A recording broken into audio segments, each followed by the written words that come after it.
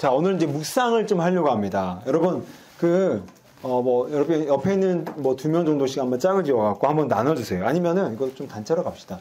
여러분, 요즘에 가장 많이 하는 생각 뭐예요? 최근 들어서. 이직. 또. 연봉 상승. 또. 연말에 돼가니까 이런 생각들이 많이 하네요. 또.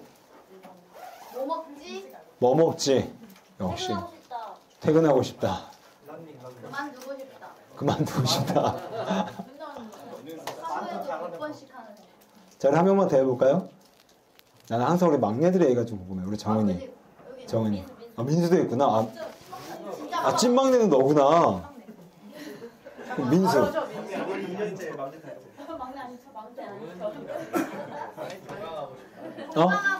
종강하고 싶다. 여러분, 다들 각자만의 환경 속에서 각자만의 니즈를 쫓아서 아마 그런 생각만 주구장창 것 같아요. 여러분, 그 묵상은요, 사실 우리가 묵상하면 되게 막 어려운 느낌이 있지만, 묵상은 그냥 쉽게는 생각하면 생각입니다. 그래서 함께 좀, 이 묵상이 얼마나 우리에게 쉬운 거고, 그래서 오늘의 이 목적은요, 묵상은 되게 쉬운 거다. 그래서 우리는 충분히 도전해 볼 만하다. 이게 오늘의 이 강의의 목적이자 목표입니다. 여러분, 도달하기를 축복합니다. 자, 우리 첫 번째, 묵상의 정의와 유익. 자, 우리 1번. 자, 묵상은 성경을, 뭘까요? 성경을, 누가 했어? 찬이가 했어? 송이가 했어? 네. 근데 남자 목소리가 났는데? 아니요. 자, 묵상은 성경을 공부하는 것이 아니라 음미하는 것입니다. 여러분, 그 교환에도 제가 써드렸어요. 하가. 이게 그러니까 성경에는 이 묵상이라는 번역된 이 묵상이라는 단어의 원래 원어가 몇 가지가 있는데 가장 많이 쓰였던 단어가 뭐라고요? 하가. 그러니까 하가 이퀄 묵상인데, 그러니까 하가는 무슨 뜻이냐면 거기 써있죠. 비둘기의 울음소리, 아니면 사자가 먹이를 보고 으르릉거리는 소리. 여러분, 묵상에 대한 가장 큰 오해는 사람들이 묵상은 어려워, 묵상은 연구해야 돼, 묵상은 뭔가 공부해야 돼. 근데 묵상은 원래 그런 뜻이 맞다 아니다? 아니다라는 거예요. 묵상은 그냥 소리 내는 겁니다. 그러니까 머리로 하는 게 아니라 묵상은 입으로 하는 거예요. 그러니까 소리 내는 몸의 반응이지 머리의 반응은 아니라는 거예요. 물론 더 들어가면 연구가 필요한 부분이 있어요. 그러나 우리가 더 지속적으로 할 수 있는 묵상은 충분히 그냥 소리만 내는 것으로도 묵상은 맞다. 왜요? 성경이 지금 그걸 얘기하잖아요. 묵상은 하가가 연구한다, 공부한다 이 뜻이 아니라 뭐라고요? 울음소리. 그럼 비둘기 울음소리, 뭐 사자가 먹이를 내고 보는 그 으르렁거리는 소리. 자, 그래서 그 유진 피터슨의 그 밑에 보게 되면요, 정말 이 시대의 가장 훌륭한 목회자 중에 한 명인 유진 피터슨이 이런 말을 합니다. 묵상. 거기 이제 영어 표현이 있죠. 하가. 이 묵상이란 뭐라고 했죠? 몸의 행동이다. 뭐 다 읽지 않겠습니다. 그래서 이제 하나, 둘, 셋, 넷. 밑에서, 세 번째 줄의 그 끝부분에 보게 되면 다시 소리내어 읽으면서 말씀을 듣고 또 들어 그 소리들이 근육과 뼛속 깊은 곳까지 파고들게 하는 생리적인 과정이 뭐라고요? 묵상이다. 그래서 묵상은 어떤 행위라고 마무리 짓습니까? 씹는 행위다. 그래서 이제 우리가 많이 들어봤을 거예요. 묵상은 마치 이 위가 4개 있는 그 되새김질하는 그 동물들이 마치 음식을 되새김질 하듯이 묵상 역시도 반복적으로 그냥 비슷한 구절, 똑같은 구절을 끊임없이 반복하는 것. 입으로 소리내면서 읽는 것. 이게 바로 묵상이라는 겁니다. 그래서 여러분 그 밑에 있는 보네퍼.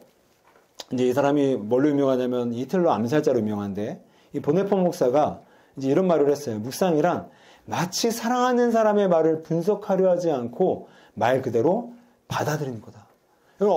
이렇게 한번 생각을 해보세요. 여자친구한테 카톡이 왔어. 근데 형제가 이 카톡을 보면서 카톡 내용이 사랑해. 근데 막 형제가 이 사랑을 보면서 이거는 시대가 과거야 현재야 미래야. 아니면 이거는 1인칭이야 2인칭이야 3인칭이야.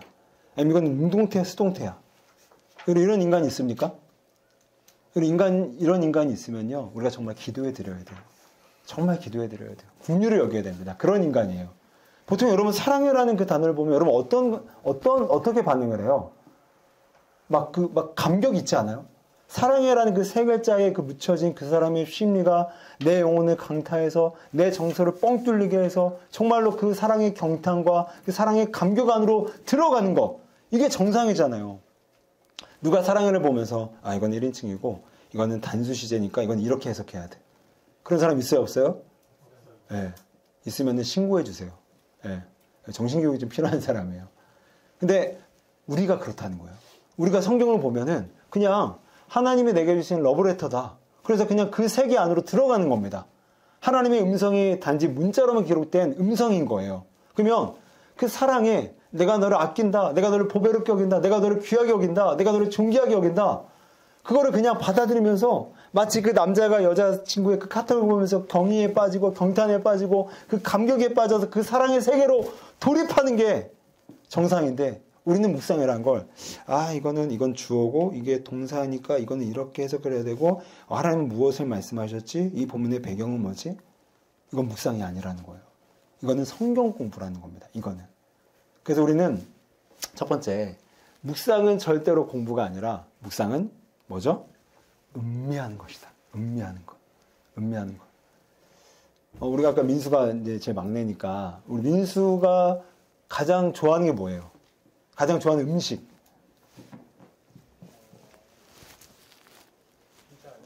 피자? 민수는 피자를 몇 조각 먹어요? 몇 조각? 6조각? 많이 먹네. 민수는 피자 먹을 때 음미해가 그냥 막 허겁지겁 먹어요. 6조각이면 아마 허겁지겁 먹을 것 같긴 한데. 여러분 보세요. 우리가 음식을 먹을 때도요.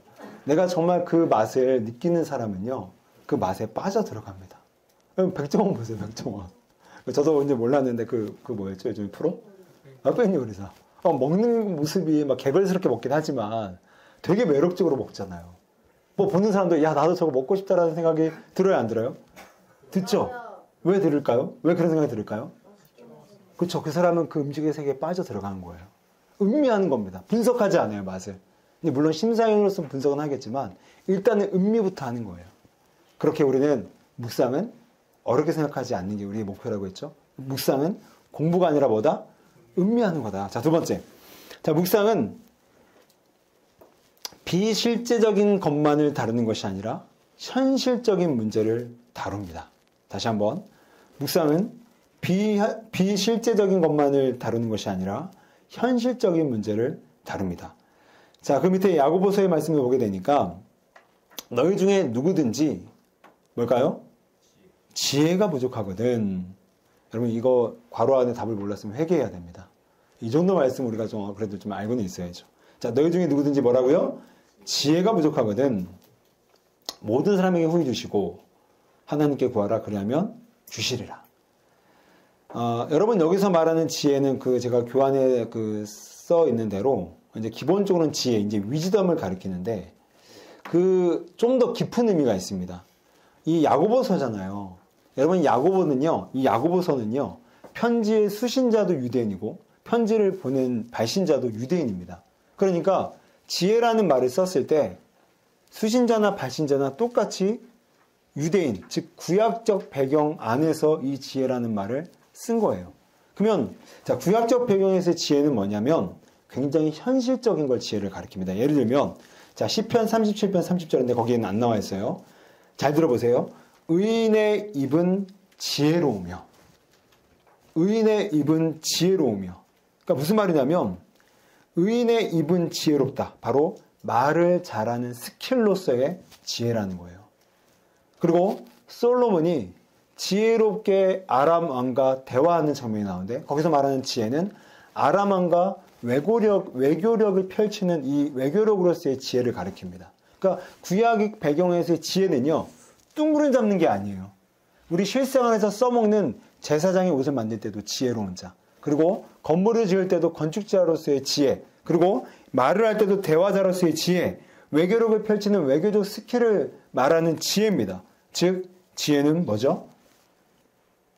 현실에 대한 부분이라는 거예요. 그러니까 묵상은 단순히 우리가 둥그름 잡게 하나님의 나라, 천국, 지옥, 어떤 이상적이고 뭐 비전, 어떤 그런 형이삭적인 것만 얘기하는 것이 아니라 묵상은 우리 현실의 뿌리를 내려서 우리의 삶의 변화와 우리의 삶의 지혜를 가질 수 있도록 돕는 게 뭐다? 묵상이라는 거예요. 자, 그래서 박혜근 교수는 이렇게 써뒀습니다. 이 지혜를 이렇게 분석을 했더라고요. 신학적인 지식이 아니다. 하나님이 정하신 만물의 이치를 깨닫고, 만물의 이치가 뭐예요? 세상이 돌아가는 원리잖아요. 이 원리를 깨닫고 그 뜻에 일치하여 살아가는 실제적인 능력이다. 그러니까 묵상은 우리에게 현실적인 지혜, 현실의 삶을 변화하고 개선하는 지혜를 주는 게 묵상이라는 거예요. 자, 우리 2페이지를 보게 되면, 자, 우리 고3 민주원 학생, 뭐 우리 교회는 아닙니다. 근데 큐티를 굉장히 잘하는 이 교회 이 민주원 학생의 간증인데, 자, 우리 하은이가 한번 그 무엇이든부터 한번 읽어주세요. 자, 여러분이 잠깐만요. 이거를 읽을 때, 이 학생이 어떤 지혜로서 실제적인 변화를 가졌는지를 한번 좀 눈여겨보세요. 무엇이든 마음에 드는 물건을 가져야만 직성이 풀리는 저는 사고 싶은 것이 있으면 계획에도 없는 소비를 하거나 부모님 몰래 사기도 합니다. 이 습관을 고치지 못해 받은 용돈은 흥청망청 다 써버릴 때가 많습니다. 심지어 어디에 썼는지 기억하지도 못할 정도입니다. 말씀에서 예수님은 제자들에게 각종 능력과 권위를 주시며 여행을 위하여 아무것도 가지지 말라고 하십니다. 많이 가지는 것이 제자들의 사역에 도움이 되지 않는다는 것을 아시고 그렇게 말씀하셨을 것 같습니다. 여행을 갈 때 커다란 가방에 온갖 물건을 잔뜩 담아 준비하는 저와는 정반대의 말씀입니다. 자, 여기까지 읽고 이제 정우가 이어서 읽어주세요. 물건을 가지면 가질수록 맞아. 갑자기 물으니까 나 당황했잖아. 가지면 가질수록 더 갖고 싶은 게 생기니 제자들이 세상 욕심에 빠지지 않도록 주시는 말씀인 것 같습니다. 예수님이 저자들에게 귀신을 제어하고 병을 고치는 능력과 권위를 주신 이유는 하나님 나라를 전하고 사명을 감당하라는 것인데 저는 그러지 못했습니다. 제게 주신 돈과 능력으로 큰 배낭과 여러 벌의 옷을 사고 영원히 이 땅에서 누릴 것처럼 쓰고 즐기는 제 모습이 부끄럽기만 합니다. 저는 여전히 가지고 싶은 것이 많습니다. 그러나 불필요한 물건을 사는 것부터 줄이고자 합니다. 말씀대로 적용해서 주님께 더 나아가고 싶은 제 마음을 주께서 받아주시고 옳은 길로 인도해 주시길 기도합니다. 네, 이 학생은 여러분 묵상을 통해서 예수님이 제자들에게 너희들 전달로 나갈 때 전대도 가지지 말고 배낭도 가지지 말고 옷도 챙기지 말아라 라는 말씀을 통해서 우리가 더욱더 많은 걸 가지면 가지려고 할수록 욕심 때문에 제자와의 삶과는 거리가 있겠다. 그래서 나의 묵상은, 나의 적용은 뭐였죠? 불필요한 물건을 사는 것부터 줄이고자 합니다. 그러니까 결국 뭐를 얘기하고 싶냐면 묵상은 단순히 기도를 더 많이 하겠습니다. 주님이 나를 사랑을 더 느끼겠습니다 라는 것도 중요하지만 묵상은 내 삶의 현실적인 나의 변화의 부분에 변화가 필요한 부분에 변화를 일으킬 수 있는 굉장히 실제적인 현실적인 부분이라는 게 이 묵상의 우리 재정인 것 같아요. 자, 세 번째. 자, 묵상은 우리를 말씀으로 세뇌시키는 것입니다. 여러분 세뇌, 제가 그 네이버에서 정의를 가져오긴 했지만 여러분 세뇌 다 알죠? 세뇌. 세뇌가 뭐예요? 가스라이팅. 되게 직접적이고 되게 직관적인 아주 좋은 정의였어요. 가스라이팅 진짜 맞아요. 근데 여러분 그거 알죠? 우리가 다 가스라이팅 당하고 있는 거. 여러분 그 알고리즘이라는 그 단어가, 알고리즘이라는 방식이 얼마나 우리로 하여금 심각한 가스라이팅을 가져다 주는지 모릅니다. 제가 예전에 저기 신림에 있던 어떤 교회에 그 청년부 한 청년부 그 목사님과 얘기를 했는데, 청년부 중에 한 명이 어느 순간부터 동성애에 대해서 호의적인 반응을 보이더래요. 근데 그러다가 이제 넘어가는 겁니다. 그렇게. 실제로 그 사람이 동성애자가 됐어요. 나중에는. 그 청년이. 그래서 교회를 나오면서도 계속 이제 막 내적인 싸움을 하기도 하고, 어떻게든 동성애를 이겨보려고 했지만 이게 한 번 빠지기가 쉽지가 않더라고. 근데 그 청년이 단계가 있더라고요. 처음부터 물론 자기가 어떤 직접적인 성적인 그런 경험에 의해서 동성애자가 되는 경우가 제일 많지만, 이런 알고리즘으로 뜨는 유튜브에 뜨는 동성애에 대한 어떤 호의적인, 그리고 동성애를 미화시키는 영상들을 꾸준히 보다 보니까 내 안에, 그쵸? 뇌가 세뇌가 되는 겁니다. 그래서 동성애는 그렇게 나쁘지 않네? 그리고 더 그 단계 가니까 동성애는 불법은 아니네? 동성애는 괜찮네? 동성애 해봐야 되겠네? 이러한 과정을 통해서 세뇌가 됐다는 거죠. 그러니까 여러분 우리는 알게 모르게 다들 자기만의 알고리즘에 빠져있기 때문에 어떤 특정한 부분은 굉장히 다 세뇌 이미 되어 있을 겁니다. 그래서 저해하고 유해한 환경 속에서 우리는 어쩌면 잘 드러나진 않지만 잘못된 가치관으로 우리 역시도 가고 있을지 모른다라는 거예요. 자, 그래서 우리에게 필요한 게 뭡니까? 다시금 우리의 뇌를 말씀으로 세뇌시켜서 그 방향과 싸워야 된다는 거죠. 자, 우리 잠언 3장 3절을 자, 같이 한번 읽어봅시다. 시작.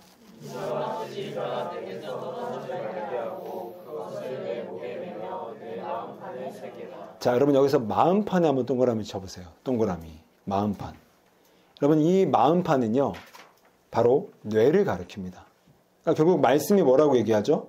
네 목에 매며. 여기서 말하는 목은 뭘 상징하냐면 우리의 존재 전체를 가리켜요.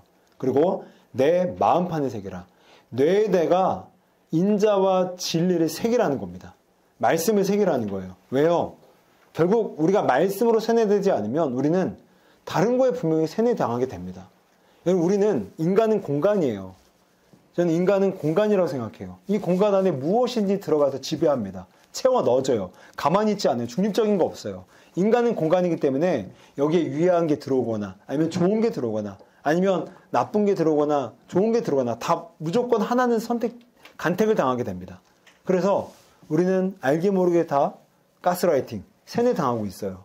그래서 잘못된 가치관도 우리 안에 있을 겁니다. 근데 그걸 밀어내는 건 뭐냐면 그걸 빼는 게 아니에요. 밀어넣어야 됩니다. 밀어내야 돼요. 뭘로요? 그렇죠. 말씀이 다시금 그 자리, 내 공간을 차지하게 만들어서 내 안에서 잘못된 유해한 저해한 컨텐츠나 가치관들이 다 빠져나가게 만들어야 된다는 거죠.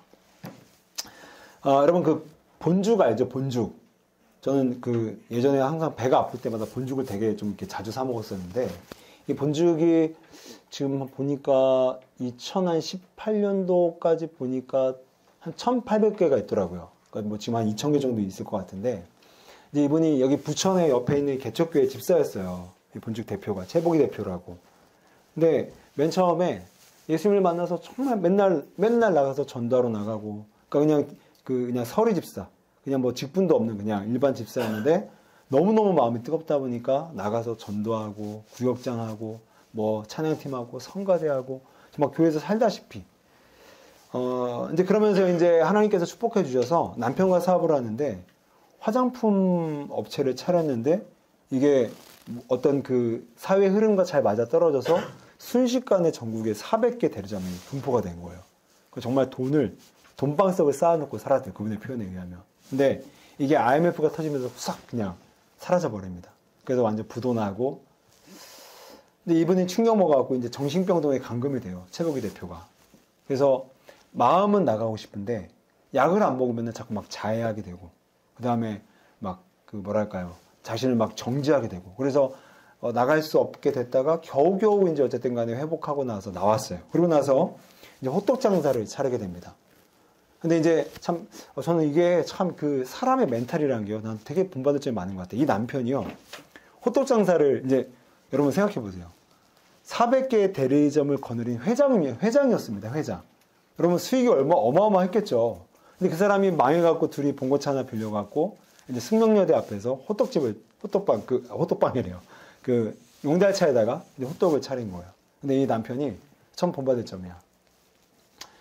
나는 내가 이렇게 부도를 맞고 충격을, 여러분 사람이 그 정도 충격받으면 꼬꾸러집니다. 왜냐면 너무 낙하의 폭이 크기 때문에 회장급에서 이렇게 호떡 장사로 떨어지면요, 웬만한 사람들은 정신병원 가요. 이 최복희 대표가 비정상이 아니라 웬만한 사람은 그렇게 될 수 있어요. 근데 남편이 나는 내 자신을 더 쓰러뜨리지 않기 위해서, 내 자신을 관리하기 위해서 나는 양복 입고 정장 입고 셔츠 입고 넥타이 매고 머리에 기름 바르고 왁스 바르고 그렇게 호떡 장사를 한 거예요. 그래서 되게 그 당시에 승명여대에서 되게 좀 회자가 됐대요. 호떡 아저씨가 보통은 어때요? 행색이 그렇죠, 막 추리닝 같은 거 입고 대강 일상복 입고 앞치마 들어. 근데 이분은 완전 풀 딱 정장 딱 핏 완전 좋은 거, 여대생 딱 봤을 때 어머 오빠 되게 멋있다라는 이런 표정이 여러분 나올 정도로. 근데 그게 여대생들의 인기를 끌려는 게 아니라, 야, 내가 이렇게 내 인생에 이 낙하 완전히 떨어져도 내가 나를 붙잡기 위해서 스스로, 그렇죠, 셀프 컨트롤을 한 거예요. 그렇게 해서 이제 호떡 장사를 했는데 또 망해버려요. 그래서 이제 남편의 이 여자분은 하루에 몇 시발에 이제 우울증약을, 이제 최복희 대표가 여자분이거든요, 이 아내분.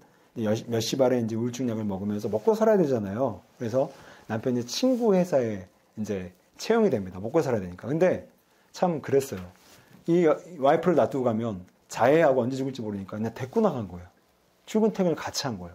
근데 그러다가 그 회사 그 대표가 뭔가 추천해줘서 죽집을 하나 차리게 됐는데 그게 본죽의 1호점이었던 거예요. 그리고 지금은 2,000개가 넘는. 근데 맨 처음에 본죽을 차렸는데 자기가 너무너무 막 부정적인 막 말이 나오더래요. 왜요? 생각해 보세요. 야, 나 옛날에 그렇게 떨어져 봤고 망해봤고 부도나 봤고 호떡 장사인데 또 망했고 또 정신병동이 감금되고 또 이렇게 남편 회사에 약 먹은 채 죽지 않으려고 따라다녀야 되는 자신의 신세. 그래서 본죽 그 1호점을 차렸어도 정신을 못 차리고 입에서는 막 욕과 정죄와 난 안 돼. 나는 아무것도 안 돼. 나는 해도 안 돼. 어차피 안 될 거 그만둘까? 이 말을 쏟아지다 보니까 옆에 있는 사람 다 죽이고 자기도 막 이렇게 그 부정적인 언어가 흘러 들어오잖아요. 마음으로. 자기까지도 완전 만신창이가 되어서 아, 안 되겠다. 그리고 예전에 그 부천 개척교회에서 배웠던 말씀, 암송, 또 묵상, 큐티를 그때부터 완전히 막 뼈를 갈아 넣는 심정으로 막 세뇌시킨 거예요. 말씀을 하루에도 뭐 수십 구절씩 읽으면서 암송하고 외우고 반복해서 읽고 밑줄 읽으면서 읽고 막 쓰면서 읽고 그러다 보니까 자기가 어느 순간 몇 개월이 지났는데 자기도 깜짝 놀랄 정도로 언어가 바뀌어 있더래요. 하나님이 그러셨대요. 야, 너 언어 습관, 그 습관으로 고쳐지는 거 아니야. 이 속에 안에 있는 것이 더럽기 때문에 안에 있는 것들을 빼내야 돼. 그래야 이 입의 습관이 바뀌는 거야. 그런 습관을 현상적으로 바꾸지 못해. 하나님께서 말씀해 주셔서 이 사람이 그래서 아, 내가 이걸로 나의 습관을 바꾸는 게 아니라 여기를 바꾸는 거구나. 그러면 언어 습관, 자 오늘부터 내가 긍정적인 단어를 써야지 이게 아니라 그냥 그거는 냅둬버리고 그냥 말씀을 채워넣은 거예요. 속에다가. 그러니까 이제 입 밖으로도 안에 있는 것들이 나오잖아요. 예수님 말씀처럼. 그러니까 그렇게 변화를 됐더라고 간증을 하더라고요. 여러분 마찬가지예요. 우리 역시도 어차피 우리는 세뇌됩니다. 우리는 무엇인가에 세뇌받는 공간으로 이 땅에 지음받았어요. 그래서 가만 놔두면 저해하고 유해한 것들에 세뇌가 됩니다. 그럴 바에 여러분 이왕이면 좋은 거에 세뇌받으면 여러분 장사 아니에요? 좋은 미친 그 돈 버는 장사, 돈 버는 장사는 아니지. 좋은 장사 아니에요? 그러므로 오늘 말씀의 세뇌를 시키는 것이 뭐다? 묵상이다. 자, 네 번째. 자, 묵상은 자, 가로에 많은 양의 본문을 다루어야 하는 게 아니라는 겁니다. 많은 양의 본문을 다루는 게 아니에요. 그 교사 이제 임용이나 이제 대학교 공부 그 교사 될 사람들이 이제 이분의 책을 무조건 필독서로 읽어요. 이제 크리스찬인데 이 파커 팔머가 크리스찬이지만 교육계에서는 거의 대부 같은 이런 선생님입니다. 그래서 어떤 뭐 임용고시 볼 사람들 뭐 그 교원 자격증 딸 사람들은 무조건 필독서로 읽는 책 중에 하나가 이 책이라고 하더라고요. 실제로 교사가 얘기를 해주더라고요. 이 사람이 이런 얘기를 해요. 오늘날 교육의 문제점이 토론이 불가능할 정도로 많은 분량의 글을 읽는 것이다. 그렇죠, 여러분? 다다익선이 여기도 적용되는데 그게 아니라는 거예요. 여러분, 우리는 성경을 묵상할 때요. 그래도 성경 묵상하면 여러분 최소한 몇 구절은 돼야 되죠? 10구절. 또, 난 10구절 갖고 난 족하지 않아. 또 몇 구절 이상은 돼야 되죠? 한 장. 보통 이래요. 그래서 10구절 미만이면 되게 묵상 안 한 것 같아. 한 장 이하면 내가 안 읽은 것 같아. 근데 이게 함정이라는 겁니다. 절대 그럴 필요가 없다라는 거예요. 오히려 많은 것이 분산시킨다라는 거죠. 여러분, 저도요, 목사지만 매일매일 새벽마다 일어나서 묵상을 하지만 저도 5구절, 6구절이 넘어가는 순간 집중이 안 돼요. 왜 집중이 안 되냐면 많아지잖아요. 그러면 뭔가 본문의 구절을 먼저 막 알고 싶은 거야. 왜냐면 구조 속에서 그 의미가 나오기 때문에 구조를 막 파악하고 싶어요. 물론 필요해. 그런데 그러면 그때부터 나의 묵상은 공부가 돼버립니다. 그때부터 마음이 확 식어져 버려요. 근데 여러분 묵상은 아까 1번 뭐라고 했죠? 공부가 아니라 음미하는 거다. 막 여러분 막 영혼으로 막 빨아 마셔야 돼요. 음미하는 거예요. 그게 묵상인데 그래서 많은 구조를 하면 할수록 많은 구절에 대한 의미 파악, 뜻 파악이 자꾸 내 안에 강바로 오기 때문에 이걸 내려놓기 위해서 필요한 구조화 작업은 짧은 구절로 가야 됩니다. 근데 여러분 짧은 구절이라고 무시하지 마세요. 그 밑에 보세요. 로이드 존스. 오늘날 목사의 목사라는 별명을 붙여진 사람입니다. 영국의 18세기의 부흥의 주역이었습니다. 이제 이 사람이 뭐라고 얘기를 하죠?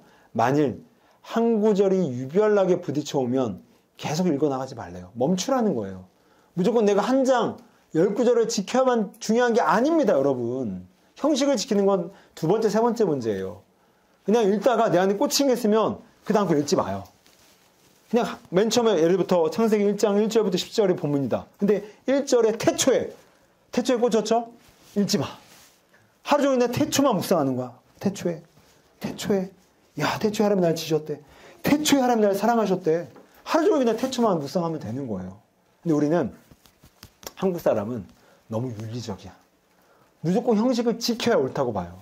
근데 그게 아니라는 겁니다. 기계적인 형식이 될 수 있다는 거죠. 자, 그 밑에 조나단 에드워즈. 이제 이 사람은 이 로이드 존스 그 전 시대의 부흥의 엄청난 사람이었어요. 근데 뭐라고 얘기하죠? 9절마다 강력한 빛을 발하고 있었고 나는 그 빛을 보는 듯하였다. 그래서 나는 줄줄 읽어 나갈 수 없었다. 줄줄 읽어 나가지 말래요, 여러분, 제발. 각 9절은 나의 마음을 신선하게 하는 음식이었다. 여러분, 음미하는 거죠. 팍 퍼먹지 말라는 거죠. 음미, 천천히. 음미. 제가 어제 우리 선교팀 이제 공부하고 강의하고 또 임원들 잠깐 얘기하고 식당에 좀 늦게 갔어요. 교직원 식사가 매일 11시 40분에 있거든요. 점심 식사가. 근데 제가 한 50분에 갔나? 늦게 갔더니 국수가 엄청 불어있는 거예요. 그러니까 물이 없어, 그냥. 물이 없을 정도로 국수가 불어있는데 또 우리 황 원사님 앞에서 저는 항상 맛있게 먹어드려야 되는 항상 그 감사와 의무가 있는 사람이잖아요. 그래서 제가 남들 한 10분 만에 먹고 제가 1분 만에 그냥 마셔버렸어요. 그랬더니 오후에 좀 힘들었어요.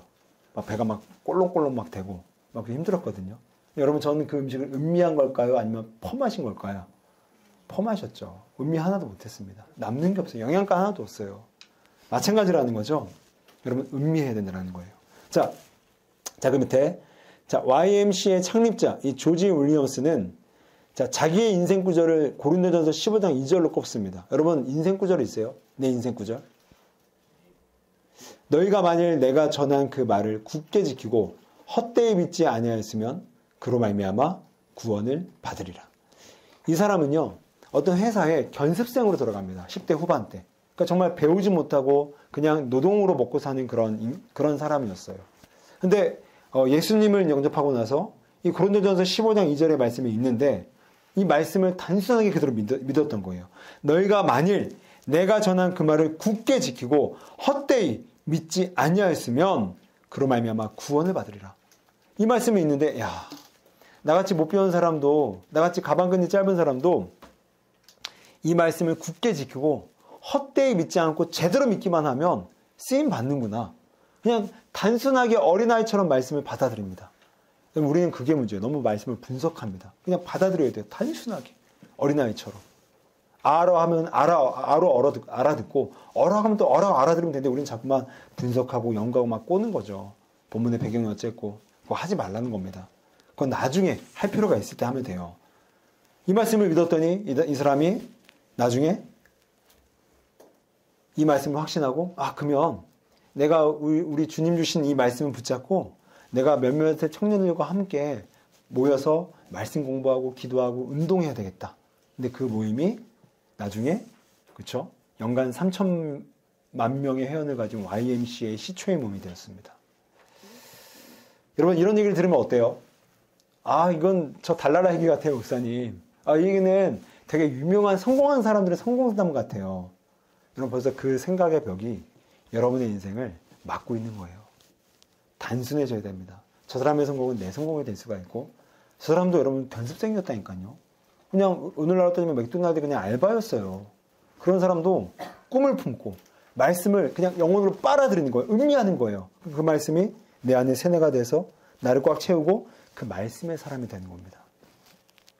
그러니까 안 해보고 말하지 마요. 해봐요, 제발. 해보고 1년, 2년 해보고 목사님, 제가 목사님 말씀 순종해서 그때 막 진짜 하루에 한 구절씩 그냥 꾸준히 그냥 읽고 낭독하고 그냥 말씀을 세뇌시켰더니 제가 이렇게 변했습니다. 라는 간증자가 나오길 축복합니다. 근데 이 중에서 어떤 사람은 목사님 안 돼요. 제가 살아봤는데 이런 세상에서 저는 성공하지 못해요. 이런 마음들이 있다면 여러분 오늘 강의는 실패입니다. 그 사람에게는. 안 듣고 나가도 돼요. 자, 나갈 사람?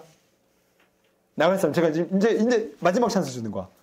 이제 저 문은 닫힙니다. 지금 나갈 사람? 자, 찬이가 나가려고 했어요. 자. 자, 그 밑에 보면 이제 NBA 스테판 커리. 이 사람의 인생 구절은 로마서 8장 28절. 우리 다 같이 한번 읽어볼까요? 시작.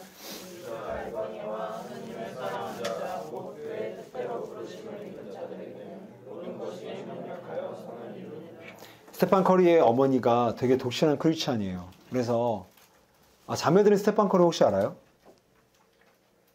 알아요? 몰라요? 몰라요. 스테판 커리가 누구냐면 현존하는 3점 슛의 괴물 슈터. 정말 장난 아니에요. 진짜 정말 장난 아니에요. 그냥 막 쏘잖아요. 근데 막 들어가. 그러니까 내가 봤을 때 정말 이런 인간이 다 있을까 싶을 정도로 어마어마한 슈팅력을 가진 사람인데, 그래서 뭐 제가 봤을 때는 3점 슛만큼은 마이클 조던 저리 가라 라는 정도의 급인데, 뭐 항상 뭐 NBA 최우수상을 거의 뭐 매년 받는 선수입니다. 근데 이 사람이 아무리 잘하는 선수라도 여러분 슬럼프가 있잖아요. 근데 그 어머니가 독실한 크리스찬이어서 항상 어머니가 전화할 때마다 아들아, 엄마가 기도하고 있어. 근데 그냥 기도하면 안 돼. 말씀을 붙잡고 기도해야 돼. 그냥 기도하면 우리 욕심이 되니까 말씀을 붙잡고 기도해야 돼. 그 말씀이 뭐였다고요? 로마서 8장 28절. 아들아, 지금 너의 슬럼프가 합력하여 반드시 선을 이루게 하실 거야. 지금 너의 역경이 합력하여 선을 이루게 하실 거야. 지금 너의 팀의 불화가 합력하여 선을 이루게 하실 거야. 그러니까 그 엄마의 말에 세뇌가 된 거예요. 스테판 커리가. 그래서 이 사람도 원래는 그렇게 독실한 크리스찬은 아니었는데, 그렇잖아요, 여러분. 엄마가 세뇌시킨 그 말에 내 자신의 울림이 있어서 나도 로마서 8장 28절을 내 인생의 구절 한 구절로 삼고 기도하고 이 말씀으로 도전하고 이 말씀으로 싸웠더니 이런 지금의 스테판 커리가 존재할 수 있다는 거죠. 그 본죽의 최대표는 이 빌립보서 4장 13절이 자신의 인생 구절이라고 얘기를 하더라고요. 내게 능력 주신 자가 있으니 모든 것을 할 수 있느니라. 여러분, 이 사람이 본죽의 1호점을 차릴 때 자기 친구들이 이렇게 얘기했대요. 야, 너는 인생도 죽 썼는데 장사도 죽집을 하냐? 그 말 듣고 너무 짜증이 났대요. 쥐들이 뭐라고 내 인생을 죽 썼다고 평가해. 쥐들이 뭐라고 내 인생을 죽 썼다고 정의해. 근데 자기도 모르게 그 말이 막 수긍이 되더라고. 그렇지. 야, 내 인생 죽 썼지. 정신병원에 감금당하고 부도 나봤고 호떡집에 했는데 또 망해봤고 수치 겪었고 남편이 놔두고 가면 자살할까봐 따라만 다녀야 되는 그런 가련한 여인. 맞아. 내 인생 죽었지. 근데 그때마다 어떤 말씀을 외쳤냐? 우리가 알고냐 한 그 위에고. 내게 능력 주신 자가 있으니 모든 것을 할 수 있느니라. 여러분, 저는 그래서요, 내년에 우리 임원들과 좀 회의하면서 내년에 좀 하나의 우리의 좀 훈련을 결정했어요. 뭐냐면 제가 하루 한 구절을 여러분에게 유튜브로 링크를 보내드릴 겁니다. 그래서 그 한 구절을 매일매일 여러분 그냥 따라 읽는 거예요. 여러 가지 이제 번역본을 같이 유튜브에 자막을 넣어줄 거예요. 그래서 개역개정을 한번 읽고 딱 한 구절만, 그리고 쉬운 성경 버전을 한번 읽고 그 다음에 새번역 버전을 한번 읽고, 그렇게 해서 말씀이 다각도로 다채롭게 한 구절이지만 내 영혼에 그 하루 종일 내 영혼에 막 이렇게 막 돌아다닐 수 있도록, 세뇌당할 수 있도록. 그래서 여러분 한 구절에 여러분을 살릴 줄로 믿습니다. 아멘. 자, 우리 5번. 자, 묵상은 큰 이야기와 나의 이야기를 연결시키는 것입니다. 묵상은 큰 이야기와 나의 이야기를 연결시키는 거예요. 자, 우리 레슬리가 아니죠. 자, 레슬리 뉴비긴이 자, 이런 말 했어요. 우리 시모니가 한번 읽어주세요. 나 물 좀 떠다 주세요. 시모나 너 읽으면 돼. 인간의 이야기를 어떻게 이해하냐에 달려있다. 우리의 삶을 설명해주는 참된 이야기는 무엇일까? 다 읽었어요? 네. 뭐 약 올려? 자, 여러분 다시 한번 봅시다. 낭독이 중요하다고, 그건 좀 이따 얘기할 거지만, 인간의 삶을 어떻게 이해하느냐는 인간의 이야기를 어떻게 이해하냐에 달려 있다. 우리의 삶을 설명해주는 참된 이야기는 무엇이냐. 여러분 이 말 이해돼요? 시몬아, 이거 어떤 말이야? 어떤 의미야? 너 습관적으로 이해하지 말고. 자, 다시 한번. 인간의 삶을 어떻게 이해하느냐는 인간의 이야기를 어떻게 이해하냐에 달려있다. 우리의 삶을 설명해주는 참된 이야기는 무엇일까? 여러분, 그 밑에 보면요. 거대 서사라는 말이 있어요. 여러분, 서사라는 말이 뭔지 알죠? 이 내러티브. 그러니까 어떤 하나의 그 문화를 만들었던 이야기, 어떤 정신, 어떤 가치관을 얘기하는 거예요. 근데 거대 서사는, 이 그랜드 내러티브는 뭐냐면 우리의 삶의 유일한 기준이라는 겁니다. 예를 들면 여러분 각자마다 다 거대 서사가 다 있어요. 각자마다 작은 수를 다 갖고 있습니다. 이런 거죠. 오늘날 이 땅의 거대 서사는 뭐냐면 이렇게 얘기해요. 세상은 이렇게 얘기합니다. 돈이 많아야 행복하다. 맞죠? 이거 거대 서사예요. 그랜드 내러티브입니다. 모든 사람들이 여기에 다 동의해요. 심지어 그리스도인도 동의를 합니다. 그러니까 이 땅의 유일한 거대, 말 그대로 모든 사람들을 다 포함시킬 수 있는 거대 서사 이야기예요. 근데 만약에 돈이 있어야 행복하다라는 거대 서사라는 이야기 안에서 나의 이야기, 내 인생의 이야기를 연결시키면 우리 인생은 어떻게 돼요? 그렇죠? 나도 내 이야기는 나도 돈이 있어야 행복해진다라는 나의 이야기가 성립이 됩니다. 그렇게 되면 사람들은 이런 거대 서사를 내 마음에 품고 있게 되면 돈이 없는 사람들은 행복해, 불행해? 불행하죠. 반대로 아니야. 돈이 최고의 가치가 아니야. 돈은 필요하지만 돈은 그렇다고 절대적 가치는 아니야. 돈이 행복을 좌우하지 않아. 라는 거대 서사가 있는 사람들은 돈이 없어도 안 불행할 수 있다는 겁니다. 돈이 없어도. 뭐 이렇다면 또 이런 또 예화가 될 수 있어요. 요즘에 이제 우리 청년들 되게 동거 많이 하잖아요. 그럼 동거하는 사람들 얘기하면서 들어본 적 있어요? 뭐래요, 시몬아? 돈도 아끼고. 결혼하기 전에 혹시 모르니까. 안 맞추면 미리 헤어진다고. 근데 왜 이렇게 좋아해? 왜 이렇게 쑥스러워하는 거야, 좋아하는 거야? 여러분, 그 사람들은요, 되게 합리적이에요. 맞는 말이에요. 어떠한 면에서는. 맞잖아요. 돈도 아끼고 어차피 둘이 살고, 그리고 더 중요한 건 살아보고, 맞으면 가고, 안 맞으면 우리 헤어지자. 이거 얼마나 깔끔하고 얼마나 나이스합니까? 그거는 동거해도 괜찮다라는 거대 서사 안에서 자신의 이야기들을 그려나가는 사람들이에요. 맞는 거예요, 그들에게는. 근데 우리에게는 맞아요, 안 맞아요? 우리에게는 안 맞아요. 왜냐면 하나님께서 결혼이라는 관문을 통과하는 사람만이 동거할 수 있도록 우리는 그러한 거대 서사, 그러한 그랜드 내러티브를 우리는 그런 이야기를 우리의 삶의 유일한 원천적 기준으로 갖고 있기 때문에 그런 동거라는 작은 이야기가 그 큰 이야기 속에 들어갈 수 없다라는 거죠. 여러분, 그 바보 빅터 이야기라는 그런 실제 일이 있었는데 이 빅터가 왜 바보 빅터 이야기라고 자신의 사건 이름을 졌냐면, 그럼 이 사람이 국제맨사협회 회장입니다. 여러분, 국제맨사가 뭐 하는 데죠? IQ 160인가? 170인가 이상 된 사람들만이 회원으로 둔 이 IQ 이 천재들 집단이에요. 맨사협회가. 근데 이 사람이 국제맨사협회 회장이었어요. 근데 이 사람이 초등학교 때 IQ 검사를 했는데 75가 나온 거예요. 75, 여러분, 여기서 혹시 100 이하 있어요? 여러분, 이거 창피한 거 아니에요? 우리 기도해 주려고 그래요. 여러분, 75가 나왔어요. 여러분, 어땠을까요? 나는 바본가 보다. 나는 바보여서 학교 때려치고 공장 다녀야 되겠다. 그래서 실제로 이 빅터라는 사람이 실제로 16살 때 학교를 때려치고 공장에 다닙니다. 근데 어느 날 20대인가 30대 때 우연히 IQ 검사를 했어요. 우연히. 근데 175가 나온 거예요. 알고 봤더니 초등학교 선생님이 170으로 썼어야 되는데 그 검진표에다가 75만 써준 거예요. 그래서 이 사람의 인생이 10년 이상이 날아가 버렸어요. 10년 동안 학교 자퇴했죠.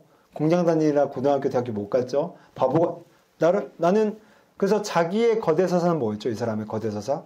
자기의 거대 서사는 나는 75다. 이게 그랜드 내러티브였어요. 이게 그래서 나의 삶의 이야기, 작은 이야기들이 다 이 큰 이야기에 맞춰지는 거예요. 큰 이야기가 뭐죠? 나는 75다. 그러면 나의 작은 이야기, 내 삶의 이야기는 75니까 학교 때렸죠. 75니까 공장 다녀야 돼. 75니까 나는 바보야. 근데 이 사람이 175라는 순간 그랜드 내러티브가 바뀝니다. 거대 서사가 바뀌어요. 큰 이야기가 바뀌어요. 나는 175였네? 그때부터 천재성이 나오기 시작하는 거예요. 그랬더니 올라갔더니 나중에는 국제맨사협회 회장까지 올라가게 됩니다.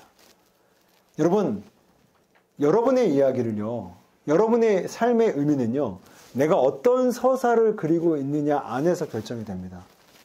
나는 내가 뭐 그렇고 그렇지, 내가 무슨 저런 좋은 회사 내가 취직하겠어. 됐어. 나는 깜냥이 안 돼. 나 이런 구멍가게 같은 회사 다니고, 구멍가게 회사를 비난하는 게 아니에요. 무시하는 게 아닙니다. 그냥 예화예요. 다닐 거야. 이런 사람은요, 거대 서사를 뛰어넘지 못하는 거예요. 그러니까 거대 서사를 일단 잘 세팅해야 돼. 이게 중요해요. 왜냐하면 이게 삶의 해석이 되고 이게 삶의 의미를 만들어주기 때문에. 그래서 175짜리가 되는 거예요. 175라는 거대 서사 안으로 이야기를 바꾸니까. 여러분 그렇죠? 그러니까 안 되는 사람은 여러분 계속 안 됩니다. 근데 100% 장담하건데 여러분 인생에 여러분 그 따위로 살죠? 그럼 그 따위로밖에 못 삽니다. 여러분 그 정도 생각밖에 못 하죠? 그럼 그 따위로밖에 못 살아요. 누가 체험했냐? 제가 체험했어요. 제가 제가 28살 때인가? 3일교회에서 제가 스카우트제를 받았어요. 3일교회가 되게 큰 교회잖아요. 대형 교회잖아요. 그래서 제가 청소년부 전임사역자로 와라. 동기들이, 야, 너 완전 인생 폈다. 해 뜰러 갔다. 쨍하고 해 뜰러 찾아온단다. 야, 네 인생이 됐다. 얼마나 축하해주지 몰라요. 근데 저는 그때 당시에 저의 거대 서사는 뭐였냐면 먹구름이었어요. 나는 내 사역에 열매가 없다. 중등부 부흥이 안 된다. 교사들과 뭔가 잘 이게 소통이 잘 안 되는 것 같다. 애들이 말을 안 듣는다. 그래서 나는 청소년부 사역자로서 자격이 없다. 이런 상태였어요. 그래서 제가 상고초로 끝에 전화를 드렸어요. 목사님, 너무너무 좋은 기회를 주셨는데 저 안 가겠습니다. 저의 깜냥이 아닌 것 같아요. 그래서 제가 접었습니다. 나중에 제가 땅을 치면서 후회했어요. 땅을 치면서. 여러분, 삼일교회는요, 그러니까 오늘날 따지면 삼성입니다. 여러분들에게는. 그러니까 그런 제의가 안 들어와요. 안 들어온다고 봐야 됩니다. 일반 사역자들에게. 근데 제가 그때 당시에 되게 활동도 잘하고, 잘 추천도 받아서 이렇게 갔는데, 그러면서, 물론, 이건 역시도 하나님의 큰 섭리 안에서 보자면, 그때 그런 결정이 한 것들이 하나님께서 합력과의 선을 이루긴 하겠지만, 그게 내가 할 수 있는데 도전해서 안 되는 것과, 내가 나의 먹구름과 나는 안 된다는 부정적인 생각이 함몰돼서 안 한 건 완전 천지 차이입니다. 이건 그냥 내가 놓친 거예요. 그래서 제가 이 거대 서사, 이 그랜드 내러티브를 어떻게 세팅하느냐가 우리 인생을 결정한다는 거죠. 그러니까 여러분 그렇잖아요. 백종원 대표 봐요. 그 사람의 거대 서사는 뭐였습니까? 하는 척이라도 하자.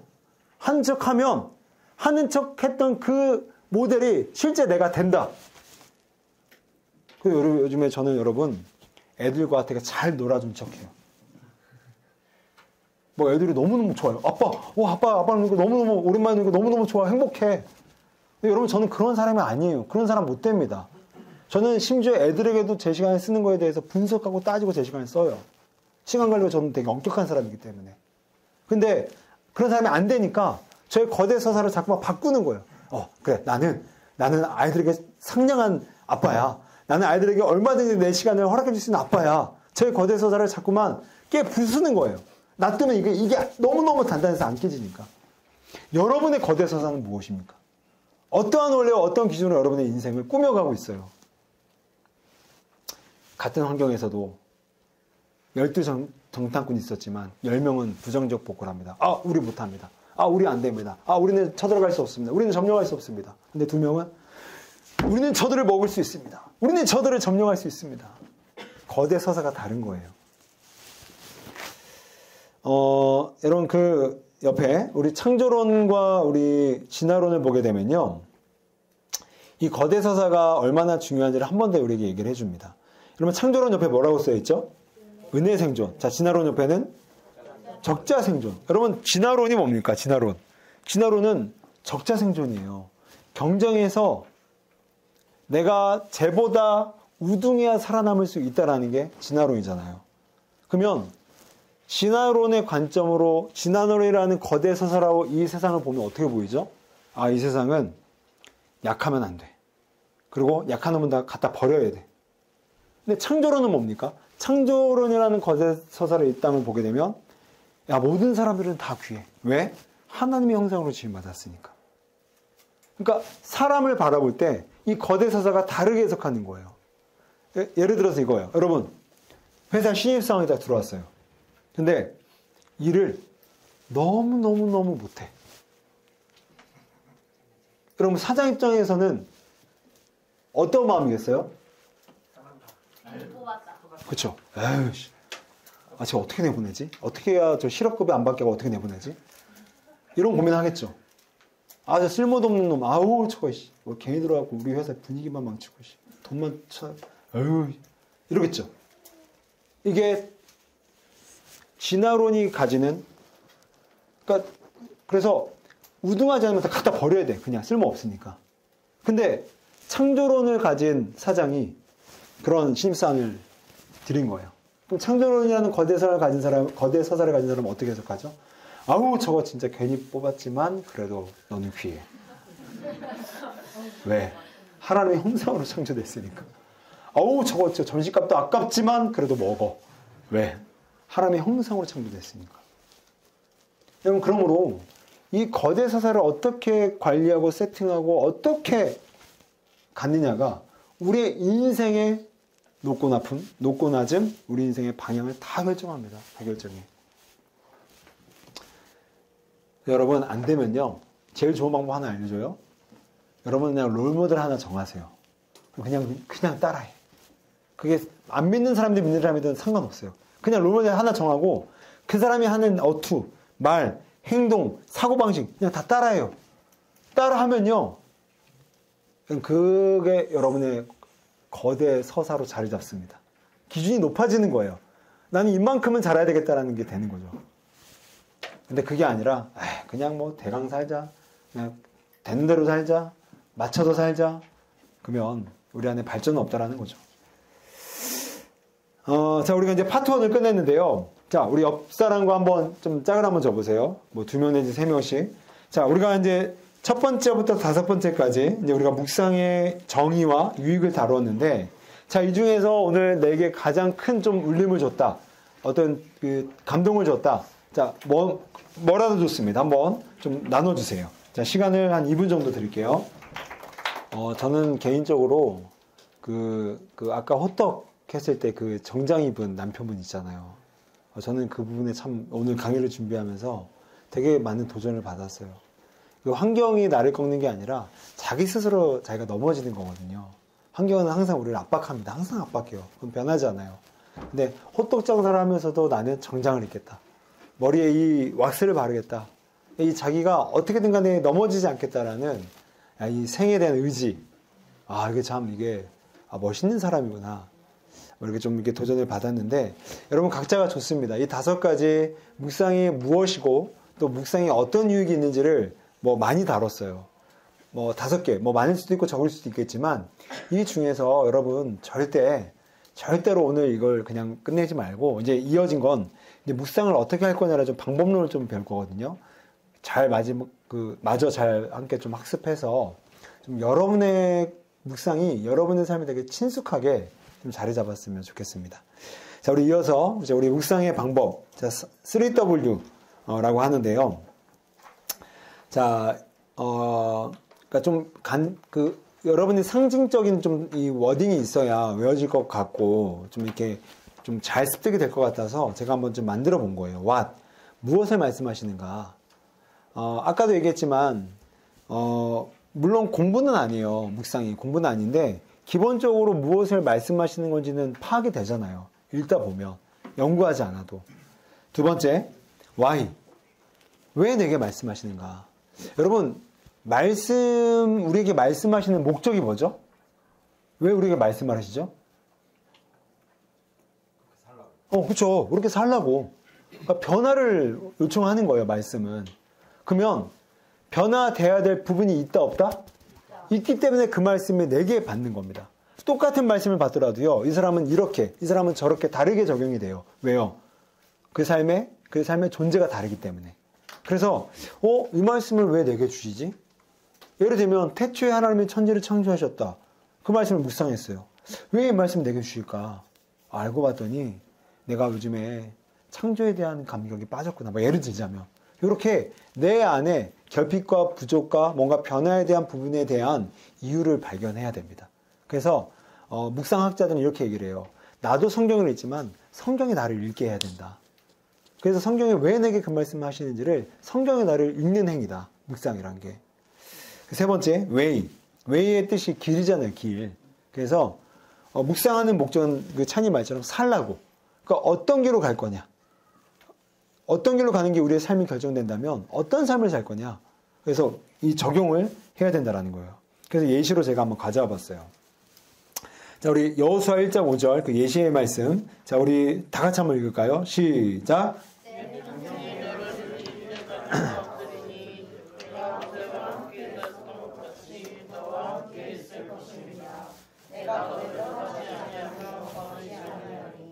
자, 첫 번째, what. 이걸 예시니까 제 걸로 가져와 본 거예요. 제가 간단히 설명할게요. what. 무엇을 말씀하시는가? 자, 하나님은 시작.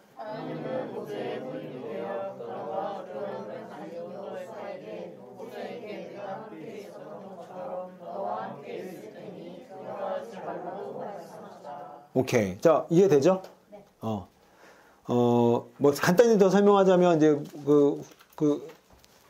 여호수아가 모세의 후임자가 되잖아요. 모세가 전임자였고. 근데 이 전임자 모세가 너무 영향력이 거대했던 사람이었던 거예요. 그 사람의 자리를 이어받으려고 하니까 너무너무 부담이 된다는 거죠. 압박과 두려움이. 근데 하나님께서 말씀하시기를 내가 모세에게 행한 역사를 너에게도 똑같이 행하겠다. 그러니까 두려워하지 말고 부담 갖지 말아라. 자, 두 번째, why. 그러면 이 말씀을 이 조광호라는 사람에게 왜 주셨는가? 저는 어떤 한 교회에서 되게 유능한 사역자의 후임이 됐습니다. 이 사역자가 정말 모든 것을 저보다 더 잘했어요. 일단은 고려대를 조기 졸업했어요. 그리고 총신대를 3학년 편입했는데 또 조기 졸업해버렸어요. 그리고 제가 그때 28살인가 그랬는데 저랑 동갑의 목사, 그때 전도사님이었죠. 저랑 동갑의 전도사님인데 이분은 그때 영어책을 번역서를 냈습니다. 그리고 음향, 영상 너무너무 잘 달았어요. 그래서 앨범까지 제작을 했어요. 그리고 대인관계가 너무너무 탁월했어요. 그래서 이번에 별명이 뭐였냐면 1대1 마스터. 그러니까 1대1로 성도들을 만나면은 그 신방 한 번을 통해서 막 살아나는 거예요. 그리고 이분이 갔는데 중등부가 40명이 됐는데 90명을 찍은 거예요. 근데 제가 그 후임으로 간 거예요. 그 자리에. 근데 저는 갈 때 저는 공고를 나왔어요. 공고. 왜냐면 어릴 때부터 제 꿈이 빨리 돈 버는 게 제 목표였기 때문에 공고를 나왔어요. 그러니까 선생님들이 이제 제가 부임하기 전에 되게 걱정을 많이 했대요. 왜냐면 이분이 외고 출신이거든요. 아니, 근데 애들한테는 이게 먹히잖아요. 자기 전도사님이 외고 출신에 막 번역을 하고 음향 막 하고 막 잘하니까. 근데 이 전도사님은 딱 이력서 보니까 공고네. 애들이 별로 안 좋아할 것 같은데. 근데 정말 그 우려가 현실이 됐어요. 갔는데 가는 날부터 제가 사임하는 그날까지 그분과의 끊임없는 비교를 당했어요. 그 전도사님은요, 막 이렇게 막 우리 막 같이 가서 막 앨범 제작했는데, 나 잘 몰라. 나 기계치야. 그럼 제가 이렇게 웃으면서 얘기하지만 그때 막 눈물 흘리면서 얘기했어요. 너무너무 힘들어서. 그때 되게 많이 울었어요. 그리고 막 제가 갔는데, 선생님들이, 계속 막 비교를 하는 거예요. 그래서 제가 너무너무 3년을 그 교회에 3년 있었는데, 그 3년 동안에 너무 완전히 제가 완전 피폐해진 거예요. 끊임없는 비교와 대조 속에서. 근데 그래도 그 3년 동안 제가 꾸역꾸역 버티면서 마지막에 선생님들에게 제가 사임한 날 어떤 얘기를 들었냐면, 그래도 목사님은요, 2가지를 그분보다 잘하셨어요. 첫 번째는 그분보다 설교가 좋았어요. 두 번째는요, 목사님은 공평한 분이었어요. 왜냐하면 그 전도사님은 팬덤 사역을 했어요. 그래서 그 회장 그리고 자기를 잘 따르는 애들과만 맨날 얼려 다닌 거예요. 그러다 보니까 그쪽 팬덤은 막 살아나고 그쪽으로 막 붙으니까 막 숫자적인 열매는 있었는데, 근데 저는 그런 과가 아닙니다. 저는 그냥 전체적으로 공평하게. 공평이라는 단어는 좀 제인 것 같고, 근데 전체적으로 좀 만남도 전체적으로 같고, 너무 많은 사람과 잦은 만남 갖기보다는 한 사람과 100번의 만남이 아닌 100명과 한 번의 만남을 갖는 이제 그런 스타일이다 보니까 선생님들이 나중에 그런 결핍에 또 전선생님이 채워진 부분이 있었다. 그래서 제가 3년 동안 어쨌든 간에 그런 좀 서러움과 무시와 그런 좀 어려움을 당했지만 어쨌든 간에 그런 열매를 갖고 마지막에 사임할 수 있었던 것은 저희 묵상이 있었습니다. 끊임없이 저는 이 여호수아 1장 5절 말씀을 끊임없이 묵상했어요. 하나님, 저 전임자가 모세와 같은 사람입니다. 늘 비교 속에 제가 처해 있습니다. 뭘 해도 저는 못한다고 합니다. 하나님, 저 기 좀 살려주세요. 그때마다 하나님께서 말씀하시기를 광훈아, 내가 그 사람과 함께 했듯이 너에게도 함께 하겠다. 이제 그분은 끝내 이제 우리 전도사 최초로 이찬수 목사님의 비서로 들어갔습니다. 그 전도사님은. 그러니까 전도사로서는 없었던 파격적인 일이었어요. 워낙 독보적이고 난 사람이었죠. 근데 그분과의 비교 속에서 제가 여러분 얼마나 힘들었겠어요. 근데 그 3년 동안에 이 묵상이 있었기 때문에 그나마 그 3년을 그래도 어느 정도 열매를 맺고 그 사역을 마감할 수 있었던 것 같아요. 그래서 제가 왜 어떻게 적용했냐면, 자, 5화 원칙이에요. 6화 원칙이 아니라 5가지. 누가 나는 언제 주일에 어디서 중등부에서 무엇을 비교에 시달려도 이 말씀을 입술로 선포하고 그 소리를 쳐내겠다. 그래서 저는 계속 이 말씀을 그냥 계속 선포한 거예요. 누가 듣든 말든. 자, 어떻게? 그분과 나를 비교한 사람들을 미워하지 말고 사랑과 축복의 문자를 전송하겠다. 여러분, 제가 이때 제가 카톡을 보낸 모든 사람들은요, 나를 공격한 사람들이었어요. 나를 비교한 사람들이었어요. 내가 그분들 좋아서 보낸 게 아니었습니다. 내가 그분들을 미워하지 않도록 나를 지키기 위해서, 마치 호떡 장사를 하면서도 정장을 입으면서 자기를 지키려고 했던 것처럼 나도 이분들을 지키기 위해서 반대의 영으로 갔던 거죠. 미워해? 나를 무시해? 그럼 나 너 사랑해. 이렇게 가려고 했던 거예요. 안 되니까 제가 셀프 컨트롤이. 자, 이렇게 묵상을 했다는 거죠. 자, 이제 넘어가서요. 그래서 여러분, 이제 여러분이 묵상을 할 때 이 3way를 기억하십시오. 첫 번째 뭐였죠? What? 한 구절 묵상할 때, 이거 쉽잖아요. 이거 무슨 말씀이구나. 내가 빨리 파악을 하는 겁니다. 그 두 번째, 이게 중요해요. Why? 근데 왜 이 말씀을 내게 주셨지? 나의 어떤 부분이 결핍이지?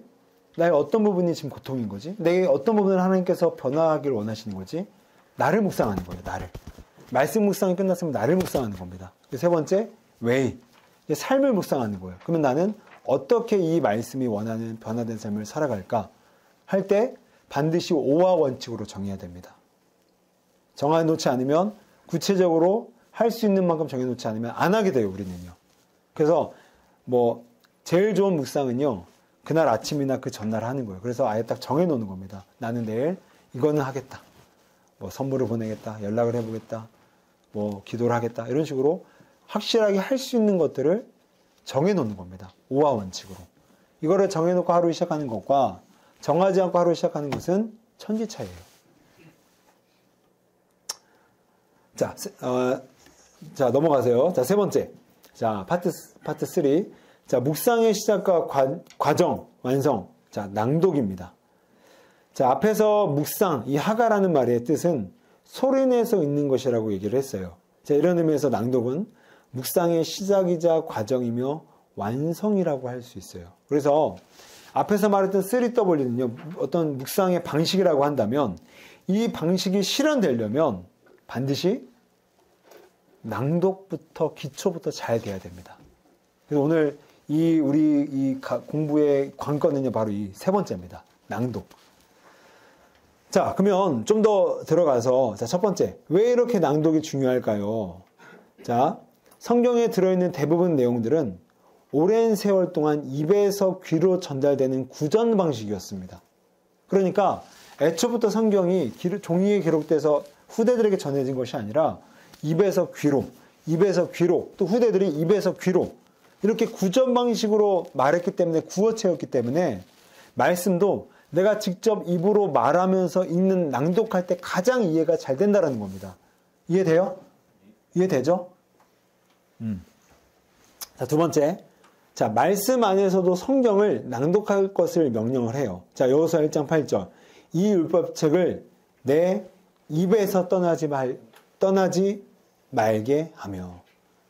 여러분, 말씀은 눈으로 읽는 게 아니라 입으로 읽는 거라는 거예요. 그래서 낭독입니다. 뭐 눈으로 보는 건 이제 묵독이라고 얘기하거든요. 묵독, 이 눈 목작 써서, 눈 목자를 써서. 묵독이 아니라 낭독, 입으로 선포하고 읽는 게 방식 낭독. 자, 디모데전서 4장 13절. 내가 이를 때까지 읽는 것과 권하는 것과 가르치는 것에 전념하라. 사도 바울이 디모데에게 코칭하는 거죠, 목회를. 근데 여기서 읽는 것은 밑에 있는 것처럼 개인적으로 읽는 것이 아니라 공동 읽기, 퍼블릭 리딩. 그러니까 공동 읽기가 뭡니까? 공동으로 다 같이 낭독하라는 거예요, 입술로. 여러분, 충격적인 얘기를 제가 책을 통해서 발견했어요. 여러분, 예수님 시대 때요, 지금 우리가 예배 형태를 보게 되면 맨 처음에 설교하기 전에 뭐 하죠? 찬양 끝난 다음에 말씀 봉독. 말씀 봉독한 다음에 그 다음에 설교하잖아요. 이게 우리의 거의 뭐 모든 교회에 지금 현존하는 체계인데, 예수님 시대 때는요, 거꾸로였습니다. 말씀 봉독이 필수였어요. 그리고 설교는 옵션이었습니다. 해도 되고 안 해도 되는. 왜요? 말씀 봉독은 1차 자료를 그냥 내가 흡입하는 거예요. 막 싹 빨아들이는 거예요. 근데 설교는 뭐예요? 설교는 어쩔 수 없이 인간적인 가공을 해요. 그러니까 없는 말씀을 하는 것이 아니라 그 말씀을 더 잘 전달하기 위해서 예화도 갖다 붙이고 뭐 어떤 환기도 시켜주고 그 다음에 잘 들을 수 있도록 더 성육신해서 더 쉬운 개념으로 설명하다 보니까 이게 또 때로는 오해를 불러일으킬 경우도 있어요. 그런데 말씀은 1차로 그냥 빨아들이는 거잖아요. 그러니까 예수님 시대 때는요, 더 중요한 게 설교가 아니라 말씀 봉독이었다는 거예요. 그래서 제가 이걸 듣고 내년에 내가 어떻게 예배를 지금 세팅을 해야 될까 되게 많은 고민을 하는데, 그래서 제가 우리 임원들과 정한 것 중에 하나가 좀 더 뭐 바뀔 수는 있겠지만 예배 시간 전에 말씀 봉독의 시간을 좀 가지려고 합니다. 그래서 여러분이 1시 20분까지 오게 되면 한 5분에서 6분 정도는 제가 내년부터는 성경 구절을 되게 짧게 잡을 거예요. 본문을. 뭐 길면은 한 2-3구절, 웬만하면 한 구절. 근데 잠깐만 이것도 못 지킬 수도 있으니까 이건 좀 유연하게 대여섯 구절이 될 수도 있어. 뭐 어쩔 수 없는 또 구조가 있으니까. 그렇다고 하더라도 최대한 짧게 잡을 거예요. 왜요? 봉독시키기 위해서. 낭독하기 위해서. 그래서 제가 1시 20분부터는 25분까지는 여러분이 그날의 주일 설교 말씀을 한 5분 정도, 1분에 한 번 정도 읽는다 치면은 한 5번은 읽는 거예요. 그렇게 읽을 때 내 안에서 그 말씀이 이해가 되고 납득이 되고 설득이 되고, 그렇죠? 더 친숙해지는 거예요. 그 상태에서 설교를 듣는 것과 아무런 본문의 이해 없이 그냥 무작정 설교로 들어가는 것은 저는 큰 차이가 있다고 여겨지더라고요. 뭘 얘기하고 싶냐면 예수님 역시도 설교는 옵션이었다면 우리는 더 낭독에 집중해야 된다는 거예요. 그래서 제가 임원들과 계속 지금 만나면서 전략회의를 왜 짜냐면 어떻게 해야 이런 낭독이 너무 예수님조차도 필수였고 설교가 옵션이었는데, 그러면 이 필수였던 성경 낭독을 어떻게 하면 우리가 예배 시간에 더 많이 할 수 있을까? 어떻게 우리 삶에서 더 많이 할 수 있을까? 그래서 나온 것들이 이제 제가 유튜브에 한 구절씩 여러분을 보내드리면 여러분 자막을 따라서 한 번은 개역개정으로 한번 쭉 읽고, 한 번은 쉬운 성경 버전으로 쭉 읽고, 같은 구절을 한 번은 공동 번역으로 쭉 읽고, 한 번은 세 번역으로 쭉 읽고, 이렇게 한 구절을 그냥 하루 종일 그냥 곱씹는 거예요. 틈날 때마다. 그러면 그 말씀이 내 안에 쇠뇌가 되어져서, 그쵸? 말씀으로 살아가는 척 하다 보면 말씀의 삶이 되는 겁니다. 아멘? 네. 자, 두 번째. 자, 낭독을 그러면 어떻게 해야 되냐. 이제 좀 실제적인 얘기로 들어갑니다. 그래서 이제 실습도 있어요. 자, 첫 번째. 천천히 읽어야 됩니다. 낭독의 가장 중요한 요소는요, 천천히예요. 그럼 어떤 학자가 그랬잖아요. 조급증은 마귀의 무기가 아니라 그냥 그 자체가 마귀다. 우리 너무 조급해요. 너무 다 빨라. 그래서 식당에 가면 빠른 걸로 주세요. 뭐 이러잖아요. 자, 이 히라노 게이치로라는 사람이 이 글쓰기를 되게 잘하는 일본 사람인데, 쓰는 사람은 누구나 읽는 이들이 자신의 책을 슬로우 리딩할 것이라는 전제하에 글을 쓰는 것이다. 그렇죠? 그러니까 슬로우 리딩해야 이 글을 이해할 수 있다라는 거예요. 자, 앨런 데이비스라는 사람은요, 이런 학자는 이렇게 얘기를 합니다. 성경을 통해 하나님과 관계 맺는 법이 있다면, 다시 한번, 성경을 통해 하나님과 관계 맺는 법이 있다면, 비법이 있다면, 그것은 아마도 책장을 어떻게? 천천히 넘기는 일일 것이다. 아까 얘기했잖아요. 여러분 음식 먹을 때 급하게 먹지 말라고. 음미가 안 됩니다. 천천히. 그래야 그게 내 음식이 되고, 야, 맛깔스럽다. 야, 좋은 영양이다. 기쁨이 되죠. 근데 막 말씀도 그러면 시간 없다고, 뭐 화장실에서 이렇게 용돈 보면서 막 읽으면요. 안 들어옵니다. 안 들어와. 물론 그거라도 하는 게 대단한 거긴 하지만. 자, 여러분 실습이에요. 자, 그 밑에는 로마서 8장 5절 6절을요. 자, 여러분 한번 빠르게 한번 읽어봅시다. 자, 시작. 육신에 따르는 자는 육신의 일을, 영을 따르는 자는 영의 일을 생각하나니 육신의 생각은 사망이요 영의 생각은 생명과 평안이니라. 무슨 말인지 알겠어요? 여기서 내라고 나오면 참 눈치가 없는 사람이에요. 물론 여러분 이렇게 쉬운 구절은요, 약간은 빠르게 읽어도 이해는 쉽게 돼요. 이거 되게 쉬운 구절이에요. 제가 일부러 쉬운 거 가져왔어요. 근데 한번 이번 천천히 한번 읽어봅시다. 시작. 육신을 따르는 자는 육신의 일을, 영을 따르는 자는 영의 일을 생각하나니 육신의 생각은 사망이요 영의 생각은 생명과 평안이니라. 여러분 빠르게 읽을 때는요 단어가 다 날아갑니다. 그러니까 어떤 뜻인지는 대강 알아. 그런데 빠르게 읽을 때는요 흡수가 안 돼요. 날아간다니까요. 근데 천천히 읽을 때는요 음미가 돼요. 육신을 따르는 자는 육신의 일을. 벌써 막 묵상이 되는 거야. 야, 내가 얼마나 육신적인 사람인가. 영을 따르는 자는 영의 일을 생각하나니 육신의 생각은 사망이고, 사망이 뭔지를 그 순간에 음미하는 겁니다. 영의 생각은 생명과 평안이니라. 그래서 첫 번째, 낭독의 첫 번째는 어떻게 알아? 천천히 읽으라는 거예요. 천천히. 제가 이제 나중에 여러분 그 유튜브로 이제 성경 구조를 보내주게 되면요, 되게 슬로우하게 이렇게 진행되도록 제가 만들어 보려고 해요. 자막을 따라. 그러면 여러분 천천히, 그것도 시간 없다고 두 배속 하지 말고. 두 배속 할 사람 안 할 거죠? 없죠? 믿습니다. 저는 여러분을 신뢰해요. 근데 저는 여러분을 믿지만 여러분의 손을 믿지는 않아요. 천천히 읽어보세요. 천천히. 들어오는 게 더 많습니다. 자, 두 번째. 어떻게 읽냐? 상상하며 읽는 거예요. 상상하며. 자, 그 이야기적 동일시라는 단어가 있어요. 용어가. 내러티브, 그 뒤에는 안 읽을게요. 자, 저도 요거에 약해요. 자, 여러분, 이게 뭐냐면 무슨 뜻이냐면, 한마디로 쉽게 얘기하면 이입입니다. 이입.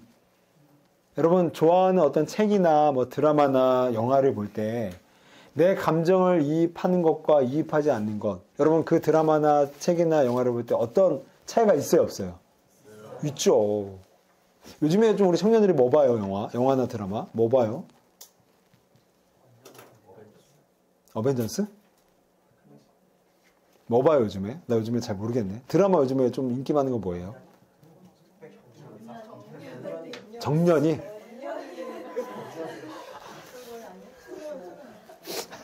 언년이? 아, 정말 싸다, 싸. 저렴해. 여러분, 그런 것들이 감정이입이 좀 돼요? 안 돼요? 그럼 나는, 어때요? 나는 지금껏 살아오면서 나는 진짜 이 영화 드라마는 진짜 감정이입을 많이 해봤다. 혹시 있을까? 어벤져스?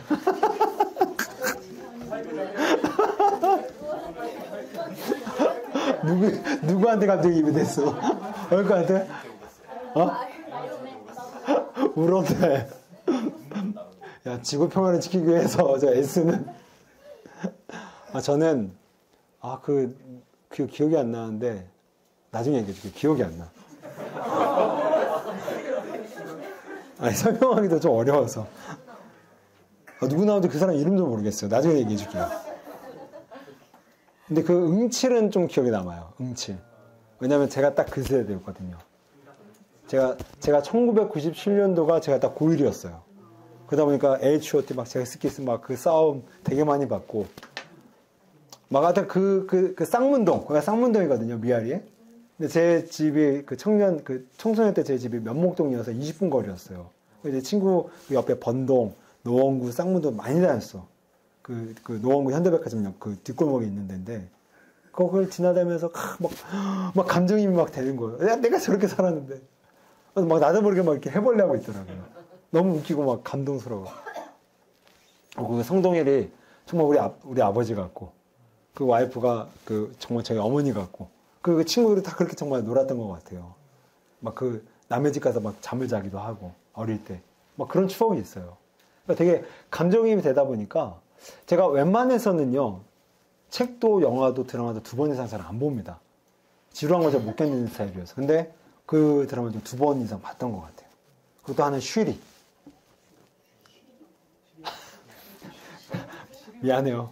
세대 차이가 나네. 나중에 집에 가서 검색해봐. 쉬리라는 한석규 나오는 그 영화가 있었어요. 미안해. 쉬리가 아니라 태극기 날리며. 태극기 날리며.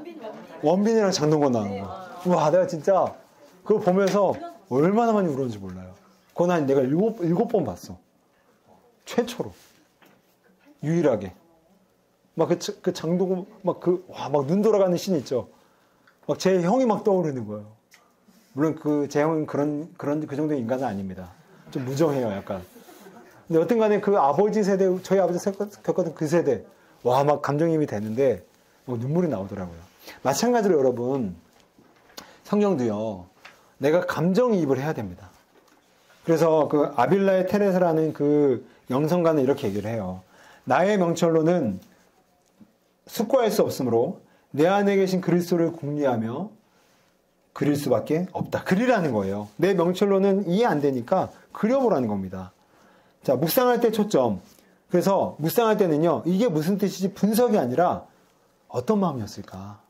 요셉이 저렇게 팔려고 하는데 어떤 마음이었을까? 자, 그래서 이입의 대상을요, 크게 3가지로 나눌 수 있어요. 첫 번째, 성경 인물로. 2번째, 저자의 의도. 3번째, 하나님의 섭리. 자, 실습을 해볼게요. 자, 창세기 50장 21절. 자, 있습니다. 시작. 당신들은 나를 피하려 하였으나 하나님은 그것을 선으로 바꾸사 그들과 같이 많은 백성의 생명을 구원하게 하시려 하셨나니. 자, 시간이 좀 많이 갔기 때문에 간략하게 여러분 한번 내가 지금 요셉이 뭐라고 하죠? 이제 17년이 끝나고 형들을 다시 만났어요. 그랬는데 당신들, 형들은 나를 헤아려 했지만 하나님은 그것을 내게 선으로 바꾸사 오늘날과 같이 많은 백성의 생명을 구원하게 하셨습니다. 여러분 지금 이 고백을 하고 있는 이 요셉의 성경 인물을 한번 감정이입해 보세요. 감정이입해 보세요. 예를 들면은 누구야? 하은이가 세나랑 찬미가 짜갖고 막 하은이를 갖다 파는 거야. 하은이가 내가 저 인간을 만나면 죽일 거야. 구덩이를 내가 막 끌어 올라가서 내가 구찬미, 구세나 막 복수할 거야. 딱 올라갔는데 그렇게 해서 막 시간이 갔어요. 근데 17년이 지났어. 하은이가 아니야.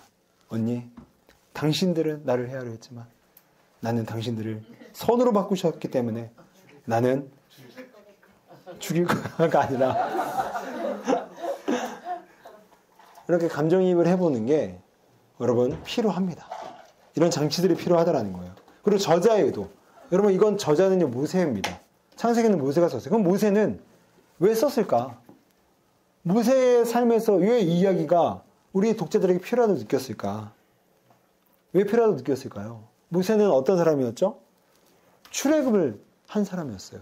그러면 이스라엘이 그 애굽에서 당했던 그 서름과 고통에 대한 해석이 필요한 거예요. 우리가 고난을 당했는데 해석이 없잖아. 그래서 힘든 거잖아. 의미를 모르니까. 근데 오늘 모세는 떠오른 거예요. 하나님은 합력해서 선을 이루시는 분이었구나. 요셉의 이야기를 통해서. 그래서 우리의 애굽 생활은 반드시 뜻이 있다. 합력해서 선을 이루신다. 이런 마음을 가지지 않았을까 싶어요. 하나님의 마음도 이제 좀 시간이 없으니까 이제 스킵할게요. 자, 세 번째. 세 번째 어떻게 읽냐? 낭독은 반복해서 읽게요. 여러분 세뇌하려면요 반복이 최고입니다. 저 북한의 사람들 봐봐요. 위대한 우리 동지께서는 막 이렇게 세뇌 엄청 하잖아요. 그러니까 반복하지 않으니까 세뇌되는 거 아니에요? 자, 첫 번째 반복해서 읽기는 몇 가지가 있어요. 첫 번째 소리 내어 있는 겁니다. 소리 내어서. 자, 여러분 그 밑에 있는 욥기 1장 21절을 자 지금부터 시작하면 소리 내어서 읽지 말고 눈으로만 읽어보세요. 시작.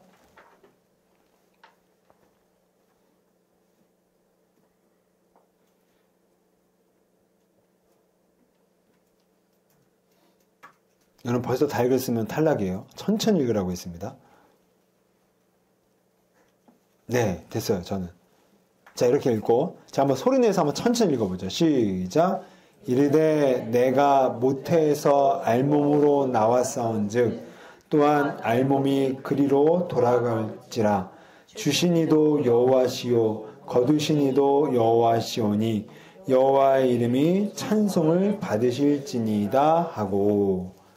여러분, 눈으로 읽는 것과 소리내어 읽는 것, 여러분 좀 차이가 있어요, 없어요?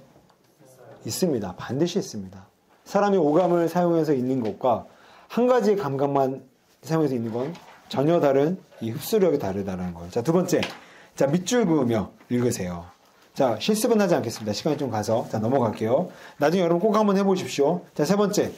자, 다양한 번역본으로 읽는 거예요. 여러분, 성경은요, 대표적인 번역본이 있지만 그것뿐만이 아니라 여러 가지 번역본이 있는데 제가 세 가지를 가져왔어요. 개역개정, 새번역, 공동번역. 자, 잘 보세요. 자, 개역개정 한번 시간이 없으니까 이번에 좀 한번 좀 빨리 읽어봅시다. 은을 시작. 은을 사랑하는 자는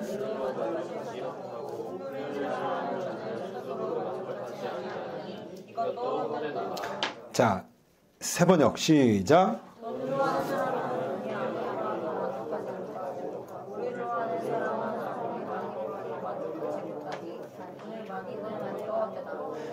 약간의 여러분 다가오는 약간 어감의 차이가 느껴져요?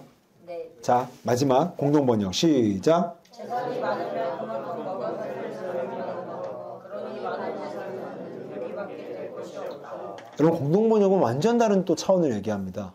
그쵸?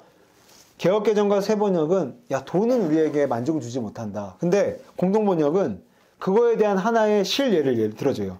재산이 많으면 여러분 더 써요, 더 안 써요? 반드시 더 쓰게 됩니다. 왜냐하면 재산이 많아지면 더 먹여 살리는 사람들이 많아지고, 재산이 많게 되면 더 나를 도와달라고 찾아온 사람들이 더 많아집니다. 더 많은 돈이 나가게 되는 거예요. 그러니까 재산이 많으면 더 많은 돈이 나가게 된다는 거죠. 그러니 결국 많은 재산은 눈여겨받게 될 것이 없다. 이렇게 벌써 번역별로 차이가 나요. 그래서 여러분, 그 번역성경 사이트를 알려드릴게요. 자, 가피아이라고 검색을 해보시게 되면 여기 들어가면 성경이 쉬운 성경과 새번역을 볼 수 있고, 홀리넷이라고 검색하게 되면 공동번역이라는 그 클릭할 수 있는 단추가 보여. 누르게 되면 보입니다. 여러분, 저 정말 친절하지 않아요? 엄청 친절합니다. 엄청 친절해요. 자, 읽을 때마다 강조점을 달리해서 읽습니다. 자, 이건 하나의 예시예요. 자, 실습입니다. 맨 처음 읽을 때는 내게 능력 주신 자 안에서. 두 번째는 내게 능력 주신 자 안에서. 세 번째는 내게 능력 주시는 자 안에서. 여러분, 이거 뭐 게임처럼 생각하지 말고요. 실제로 여러분, 나중에 성경을 묵상할 때요, 한 구절을 이렇게 다양하게 쭉 읽을 때 그 강조점을 달리하게 되면요, 내게 부딪히는 은혜가 또 달라요. 포인트가 다르면 내게 주신 포인트의 은혜가 또 다르다니까요. 묵상이 또 같은 구절이지만 눈에 훅 들어오는 게 있어요. 그래서 강조점을 달리해서 읽어보는 게 우리 성경 묵상 때, 낭독 때 되게 좋은 효과를 가집니다. 그래서 맨 처음에는 능력이라는, 어떤 날은 능력이라는 단어에 꽂히는 거야. 와, 우리 주님은 그렇지, 능력이 있지. 또 어떤 날에는요, 안에서가 꽂혀요. 안에서. 그래, 내가 우리 주님께 속한 자가 되었지. 능력은 내 안에 있는 것이 아니라 주님 안에 있지. 그렇게 단어가, 포인트가 달라지면 내가 받는 은혜 포인트도 달라지는 거예요. 자, 네 번째. 자, 필사하며 읽기. 자, 베이컨이 이런 말을 했습니다. 독서는 완성된 사람을, 담론은 재치 있는 사람을, 필기는 정확한 사람을 만든다. 자, 필사. 네, 필사. 성경을 필기한다. 그래서 필사를 얘기해요. 이 필기는 정확한 사람을 만든다. 필기가 그만큼 중요하다는 겁니다. 그래서 이 박간수 목사님은요, 묵상에 사피가 필요하다. 기도, 장소, 펜, 종이. 그래서 여러분이 여러분의 펜으로 다 적을 필요 없습니다. 묵상하다가 여러분이 꽂히는 것들을 한번 써보세요. 그러면 또 다르게 은혜가 찾아옵니다. 자, 넘어가세요. 자, 실습. 자, 이것도 여러분이 한번 해보십시오. 그냥 읽는 것과 이 구절을 펜으로 읽으면서 해보는 거 완전 달라요. 여러분, 이제 제가 여러분들에게 한 구절만 보내준다고 했잖아요. 한 구절을 한번 써보세요. 한 구절은 쓸 수 있잖아요, 우리가 최소한. 한 구절 써보는 건 일이 안 되잖아요. 그래서 여러분, 묵상 노트를 한번 만들어 보세요, 각자가. 그래서 저는 이제 365일 보내줄 거거든요. 내년부터, 1일부터. 그러면 365개의 구절을 한번 모아보세요. 묵상 노트에. 한번 써보는 것과 쓰지 않은 것 완전 다릅니다. 자, 마지막 이제 결론이에요. 여러분, 박대영 목사님이란 분이 이렇게 얘기를 했어요. 사람이 안식일을 지키지만 그 다음에는 안식일이 사람을 지킨다. 무슨 말이죠? 내가 주일을 지키는 것 같지만 결국에는 주일을 지킬 때 그 주일이 나를 타락하지 않도록 지켜준다는 거예요. 이와 같이 진득하게 묵상의 자리를 지키면 그 다음에 묵상이 나를 오래도록 지켜줄 것이다 라는 말씀을 하셨어요. 마귀는 이렇게 우리에게 속삭입니다. 유혹해요. 신앙이 있어야 할 자리에 무언가 기독교적 색채를 띤 유행을 들어 앉히거라. 여러분, 기독교적 색채를 띤 유행이 뭘까요? 뭐가 있을까요? 전 대표적으로 이 시대의 가장 대표적인 게 바로 찬양이라고 생각합니다. 여러분, 복음을 모르고 찬양할 때 되게 위험해집니다. 어제 우리 선교팀에서 제가 잠깐 얘기했지만 내 자신의 죄성을 인식하지 않고 찬양 속에서 너는 존귀한 자다, 너는 보배로운 자다, 이런 사상이 그렇지, 나는 죄인이 아니라 나는 복음 없어도 하나님의 은 없어도 나는 존귀한 자야. 존귀한 자라는 결과는 똑같지만 존귀한 자라는 그 이해는 완전 달라야 되거든요. 복음의 이해는. 근데 복음의 이해 없이, 여러분 요즘에 그 다니엘 기도해 보십시오. 매일마다 화려한 찬양팀이 바꿔가면서 찬양을 해요. 많은 청년들이 그 찬양 집회를 쫓아다닙니다. 그런데 그거 아세요? 왜 이렇게 복음화율은 떨어질까요? 찬양 집회는 늘어나고 찬양의 좀 더 화려해지는데 왜 복음화율은 떨어질까요? 문제가 있다라는 거예요. 유행일 수 있다라는 거예요. 찬양 자체를 유행이라고 하지 않아요. 근데 복음 없는 찬양은요, 기독교적 색채를 띤 유행으로 끝날 수 있다는 겁니다. 그래서 뭐가 필요하냐? 신앙이 있어야 할 자리에, 즉 묵상의 자리를 지켜야 된다는 거예요. 여러분, 나는 그 밑에 보세요. 나는 기독교적인 것들로 피둥피둥 살이 쪘지만 영적으로 영양실조에 걸려 있었다. 여러분, fat과 growing은 달라요. fat, 살찌는 것과 growing, 자라면 다릅니다. 자라는 것과 살찌는 것 같아요, 달라요? 달라요. 근데 묵상은 우리를 fat, 살찌게 하지 않고 grow, 자라게 만듭니다. 자, 우리 사도행전 6장 2절 말씀 한번 이것만 읽고 우리 강의를 마무리할게요. 시작. 우리가 하나님의 말씀을 제쳐두고 접대를 일삼는 것이 마땅하지 아니하니.